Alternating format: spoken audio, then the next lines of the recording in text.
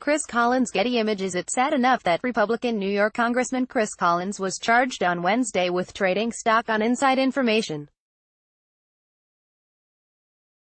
The sadder part is that up to just a few years ago, this sort of self-serving behavior was allowed.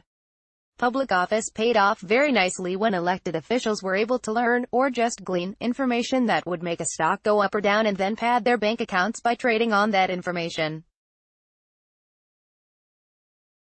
One study found that lawmakers were regularly able to get up to a 25% annual rate of return on their investments, which either means they were better than the greatest Wall Street stock picker who ever lived, or they were cheating. The too-good-to-be-true rate of return was uncovered by an investigation of congressional stock trading in 2004 by Professor Alan J. Zebrowski of Georgia State University and others. The investigation, presented in the Journal of Financial and Quantitative Analysis of the University of Washington, found that stocks purchased by senators acted normally in the year before the lawmakers bought them, but then gained an average of 25% in the year after they were acquired. These results suggest that senators knew appropriate times to both buy and sell their common stocks, the Zebrowski report concluded. That finding came 8 years before such actions were made illegal. 8 years. Insider trading by members of Congress was supposed to have stopped in 2012. Imagine how much money was made in that time. Collins was indicted by federal prosecutors Wednesday on fraud charges in connection with an alleged insider trading scheme involving investments he made in an Australian biotech firm.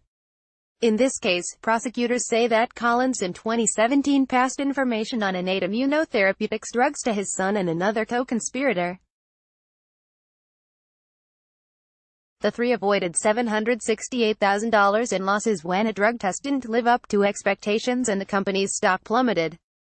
Everything Collins did, according to a good government group, would have been okay until 2012 when President Barack Obama signed the Stop Trading on Congressional Knowledge Stock Act. Congress soon undid part of that law, but there was enough of the new regulations in place to bag Collins, who is 68 years old and represents parts of upstate New York. Ironically, 2012 was the year that Collins was first elected to Congress. He was re-elected in 2016, but his indictment puts his solidly Republican seat in some jeopardy if he is convicted and kicked out of office. Collins was undone by sleuthing by the good government group known as Public Citizen, which was tracking the stock buying of many members of Congress. In a letter to regulators on Jan. 5, 2017, Public Citizen wrote, "We request an investigation into the stock market trading activities of Reps. Tom Price R.Ga. and Chris Collins R.Y. for possible violations of insider trading and conflicts of interest laws and regulations." The action against Collins and the others was brought by the Justice Department, not the Securities and Exchange Commission. I spoke on Wednesday with Craig Hallman, a lobbyist for Public Citizen and one of two people who signed the letter to the SEC that detailed Price's and Collins' alleged actions. Hallman said he doesn't know what is happening to the complaint against Price, who left Congress to join the Trump administration.